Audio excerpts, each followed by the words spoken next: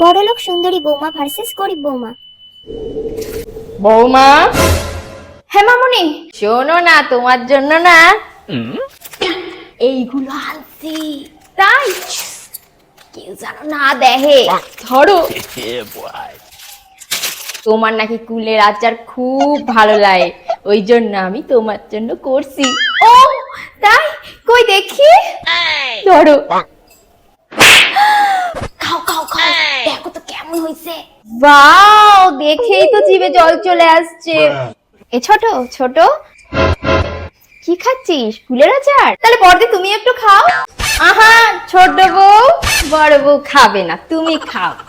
আমাদের ভাগ্যে আর এইসব জোটে না। মা তোকে খুব ভালোবাসেন রে ছোট। আমি দেখেছি মা তোর জন্য গলাহার এনেছে, তখন মা ব্যাগ থেকে বার করতে যাচ্ছিল, আর সেই টাইমটা আমি ঘরে ঢুকছিলাম, চোখাচোখি পড়ে গেছে। শোনো বড় বৌমা, তুমি তো ঘরের কাজ কাম করো, বাসন মাজো, তোমার হাতে নেল পলিশ থাকবেই না, ওই জন্য আমি ছোট বৌমাকে নেল পলিশ আর একটা গলার হার দিছি, বুঝছো? তোমার গলায় তো আর মানাবো না, বুঝছো?